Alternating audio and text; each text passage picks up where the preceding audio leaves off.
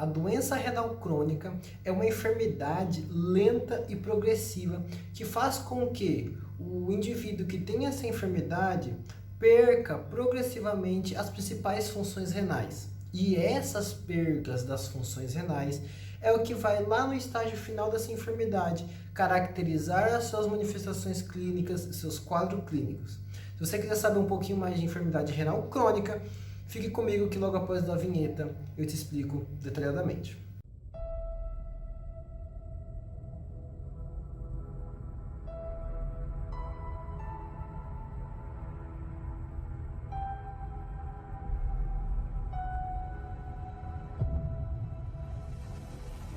Olá, fisiologistas, como é que vocês estão? Eu espero que todos vocês estejam bem, sejam muito bem-vindos a uma aula especial, a primeira aula de medicina interna aqui do canal. Então, eu espero que vocês gostem desse tipo de vídeo, eu estou ajudando vocês, eu espero que vocês possam me ajudar também, se inscrevendo aqui no canal, deixando o like e compartilhando com pelo menos um colega que vai me ajudar muito, certo? Então, a gente vai bater um papo sobre enfermidade renal crônica. A enfermidade renal crônica, pessoal, ela é uma enfermidade muito limitante para a pessoa, para o paciente que acaba adquirindo essa enfermidade. E não é novidade para ninguém que, para chegar no estágio avançado de lesão renal, esse paciente teve que ser exposto a vários fatores de risco por um longo período de tempo suficiente para danificar esse rim, que nós vamos falar de alguns fatores de risco, tá bom? Mas vamos definir o que é enfermidade renal crônica. Para nós dizermos que essa pessoa tem uma doença renal crônica, nós temos que dizer que esse paciente teve que ter alguma lesão, identificada ou não, por mais de 3 meses. E essa identificação de lesão renal pode se dar por 2 tipos. A primeira é uma identificação de alguma lesão renal, seja uma biópsia renal, um exame urinário que identifica albuminúria, nefrites intersticial, que a gente consiga ver em um laboratório, em um anatopatológico, em raio-x, em ultrassom, que nós conseguimos observar essa lesão. Porém, não necessariamente a gente precisa ter a taxa de filtrado glomerular. Então, só da gente saber que esse rim está lesado por 3 meses ou mais, a gente pode dizer que esse paciente tem uma lesão renal crônica. A segunda forma de identificarmos uma lesão renal crônica, diferente da primeira, que a gente só tinha que observar essa lesão, a segunda forma é quantificar a taxa de filtrado glomerular, que é menor do que 60 ml. Tá bom? Então, 2 formas. A primeira é ver essa lesão, seja por ecografia, por anatopatológico, por exames de albuminúria, que detecta albuminúria, ou quantificando isso. E se esse paciente tiver essas 2 alterações, maior que 3 meses, essa paciente ou paciente pode ser diagnosticado como uma enfermidade renal crônica. E os principais etiologias dessa patologia sem dúvida e sem medo de errar, é a hipertensão arterial não controlada por longos anos e também a diabetes mellitus não controlada, diabetes mellitus tipo 2 não controlada. Essas 2 patologias andam juntos, então, na maioria das vezes, são as 2 associadas, porque uma está forçando muito esse rim e a outra está atrapalhando, lesando a sua vasculatura. As 2 aceleram muito a progressão da enfermidade renal crônica. Então, nós temos que saber essas 2 principais patologias que são a origem da enfermidade renal crônica. Claro, existem outras, nefrite intersticial aguda, tubulopatias, glomerulopatias, mas as principais são essas 2 enfermidades. E aí, tem uma classificação muito importante que os livros de medicina interna traz, que é a classificação, os graus que esse doente se encontra. Essa é uma tabela que eu vou deixar aqui do lado, que coloca o paciente em 5 estágios, certo? É uma tabela um pouco chata que geralmente se cobra em prova, que é do estágio 1 ao estágio 5. O estágio 1 é caracterizado por um filtrado glomerular maior do que 90 ml. O estágio 2 é uma taxa de filtrado glomerular de 89 ml a 60 ml. O terceiro estágio, a gente divide em G3A e G3B, sendo que o estágio G3A, né, o primeiro estágio da fase 3, é de 59 ml a 45 ml, taxa de filtrado glomerular. O G3B é de 44 a 30 ml. G4, que é o penúltimo estágio, é de 30 ml a 15 ml e a fase final, G5, é menor do que 15 ml. Por que é importante esses estágios? Porque, independente de grau que esse paciente está, a gente vai fazer condutas diferentes. Por exemplo, os pacientes G3A e G3B, nós vamos tratar as complicações geradas pela enfermidade renal crônica que nós iremos mencionar. Uma outra forma de classificar também é segundo a albuminúria, sendo A1, A2 ou A3. A1 é uma albuminúria menor que 30, A2 é uma albuminúria entre 30 a 300 e A3 é uma albuminúria maior do que 300. E vamos falar do quadro clínico. Pessoal, o quadro clínico no início, ou seja, quando um paciente está no primeiro estágio, normalmente ele é assintomático.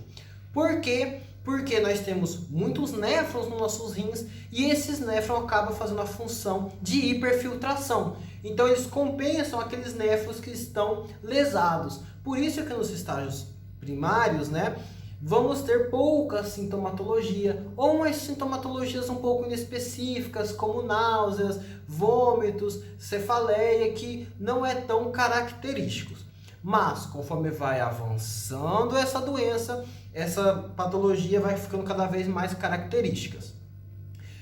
O quadro clínico, a gente vai dividir basicamente pelos sistemas que essa enfermidade altera. Então, a gente vai falar de manifestações cutâneas, manifestações cardiovasculares, manifestações hematológicas, manifestações neurológicas e manifestações gastrointestinais. Começando pelas manifestações cutâneas, né, as manifestações que se encontram na nossa pele, nós temos que entender que o rim já não vai exercer mais as suas funções. Quais funções? A gente tem uma aula de fisiologia aqui no canal que fala as principais funções dos rins. Porém, não tem como nós não mencionarmos a função da eritropoetina. A eritropoetina vai entrar também nas suas alterações hematológicas, mas, como principal alteração, vai causar uma anemia nesse paciente. Nas manifestações hematológicas, vamos ver anemia. E essa anemia vai refletir nas manifestações cutâneas, ou seja, o nosso paciente pode estar mais pálido, com as mucosas hipocoradas, vítima da anemia que está sendo cursada nesse paciente. A segunda característica, né, cutânea, esse paciente também pode estar um pouco mais corado, ele pode estar anêmico, porém um pouco mais amarronzado em alguns locais da sua pele. Por quê? O rim fica lesado e nós temos o acúmulo de algumas substâncias e alguns hormônios, né, melanocitoestimulantes, que, como não está sendo filtrado e eliminado pelos rins, vai acumular no nosso corpo e vamos ter manifestações cutâneas devido a essa falha renal. Outra característica importante de manifestações cutâneas é o prurido, porque a gente sabe que o nosso rim tem as funções de eliminar escórias nitrogenadas, como por exemplo a ureia. Só que como o nosso rim não está fazendo essa função perfeita, ela se acumula no nosso sangue e a ureia, né, tem a capacidade ali de causar prurido na nossa pele. E o restante das patologias, basicamente a gente vai ter as alterações devido à ureia, né, às escórias nitrogenadas. Falando de manifestações cardíacas, né, manifestações cardiovasculares, a gente tem que separar, porque essas manifestações cardíacas podem ser ou que o paciente já tinha essas manifestações, lembra que a etiologia principal era a hipertensão arterial, ou também porque surgiu logo após a enfermidade renal crônica. Por quê? Porque o nosso rim não filtra bem essas substâncias e principalmente nós temos a retenção de sódio e água. A retenção de sódio e água fazem com que a pressão arterial aumente do doente. E isso vai ter repercussões hemodinâmicas que nós já conhecemos. O coração tende a fazer uma hipertrofia e que mais na frente pode gerar também uma insuficiência cardíaca secundária à enfermidade renal crônica. Continuando em enfermidade cardiovascular, nós também podemos ter manifestações pulmonares, porque vítima da insuficiência cardíaca, podendo causar um edema de pulmão que tem a característica de asas de mariposa, certo? Falando de manifestações neurológicas, nós temos a principal causa é a encefalopatia urêmica. Devido a essas escórias nitrogenadas que não é eliminada, essa ureia fica circulando no sangue e também pode afetar os nossos nervos, pode afetar o nosso sistema neurológico. A principal manifestação é a neuropatia periférica devido a causas urêmicas. A principal característica é a síndrome das pernas inquietas. Por quê? Porque a ureia, fisicamente e mecanicamente, acaba lesando a bainha de mielina em volta dos seus nervos. E o que acontece? O paciente pode ter ou manifestações sensitivas ou manifestações motoras. Porém, as duas podem estar associadas. Então pode ter alterações como parestesias, paresias, as sensações de pontadas, e isso atrapalha principalmente quando o paciente estiver com as pernas em repouso. Então o que acontece? Para que melhore essa sintomatologia, o paciente tem que ficar movendo as pernas inquietamente, por isso que se chama síndrome das pernas inquietas, porque é uma forma do paciente aliviar os seus sintomas. De manifestações digestivas, nós temos principalmente náuseas, vômitos, e anorexia. Por quê? Porque nós vamos ter um acúmulo de escórias nitrogenadas, nós vamos ter a astenia desse paciente e ele pode tender a ficar anoréxico, né? Ele não quer comer porque ele está doente. Porém, nós também temos uma característica muito importante dentro das manifestações digestivas, que é a tendência de sangramentos.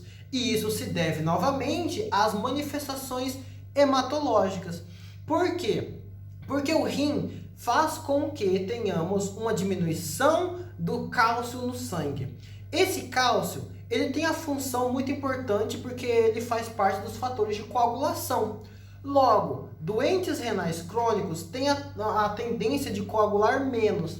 E isso reflete no sistema digestivo, que por alguma razão, por alguma lesão, uma gastrite, por exemplo, podem causar sangramentos. E esses sangramentos podem ser ocultos, desencadeando uma anemia. E aí, já pegando esse gancho em manifestações hematológicas, o paciente pode ter uma anemia ou devido à deficiência de eritropoetina, que o rim não está secretando porque ele está insuficiente, ou uma anemia por perca de ferro, devido às manifestações digestivas de sangramento lá no trato digestivo. E por último, nós temos as manifestações ósseas. As manifestações ósseas, principalmente, é a osteodistrofia renal. O que acontece? Devido à insuficiência renal, ele não vai fazer duas coisas. Ele não vai filtrar direito e também ele tende a não produzir a vitamina D. Essas duas alterações vai tender a diminuir a concentração de cálcio no nosso sangue. Porém, nós temos um hormônio responsável por regular as concentrações do cálcio no nosso sangue, que é o parato-hormônio. O parato-hormônio tem como função principal a reabsorção óssea. O que seria isso? Tirar o cálcio que se encontra no osso para colocar no sangue. E isso faz com que eleve as concentrações de cálcio. Porém, a longo prazo, que é a enfermidade renal crônica, nós desenvolvemos alterações ósseas, porque cronicamente o PTH vai estimular o osso para retirar o cálcio, tendendo a fazer uma fraqueza óssea, uma osteodistrofia. Principalmente, nós vemos essas alterações nas falanges e também nos ossos planos, como lesões em sal e pimenta, que eu vou colocar uma imagem aqui para vocês. E por fim, como diagnosticar uma enfermidade renal crônica? Nós já vimos basicamente ali na classificação. Nós temos que ver alterações estruturais nesse rim, saber o que está acontecendo, se é alguma nefropatia, se é uma glomerulopatia, se é uma hipertensão crônica, ou através de uma biópsia, ou através de uma taxa de filtrado glomerular. Aí nós temos a obrigatoriedade de escalonar, né, qual é o estágio que esse paciente renal vai se encontrar, independência do seu estágio de taxa de filtrado glomerular. E aí nós temos a função principal de evitar os fatores de risco, monitorar a progressão dessa enfermidade, de tratar as doenças de base, por exemplo, tratar a diabetes que está descompensada, tratar a hipertensão que está descompensada. Já nos estágios que a gente tem que ter maior cuidado e uma maior atenção é no estágio G4 e o estágio G5. No estágio G4 é um estágio de enfermidade renal crônica que já está muito avançada e que aqui nós temos que preparar o doente a uma terapia de substituição renal. Ou seja, terapia de substituição renal é ou dialisar esse paciente ou transplantar esse paciente. E é no estágio 4 que nós vamos oferecer essas opções. Você quer ser dialisado ou vamos entrar numa lista de transplante, saber se tem algum paciente disponível, algum parente disponível para transplantar. É claro que essa situação é muito mais complexa e é muito mais demorada. Por isso, já no estágio G4 que nós preparamos essa hipótese para ofertar ao nosso paciente. Já no estágio G5 é onde já tem que estar ofertada essa terapia, seja uma diálise, seja o transplante. Lembrando que a diálise, nós temos a opção de hemodiálise ou de diálise peritoneal. Então é isso, pessoal, eu trouxe aqui os principais pontos da enfermidade renal crônica, lembrando que isso aqui é um resumo. Veja com maior detalhe no livro. A bibliografia utilizada para essa aula foi o Farreiras, 19ª edição. Então todas as informações estão lá, mas aqui foi uma resumida, tá bom? Não esqueça de deixar o seu like, compartilhe com um colega, que eu sei que você está estudando aqui para a prova, que vai me ajudar demais. Grande abraço, fiquem com Deus e até a próxima.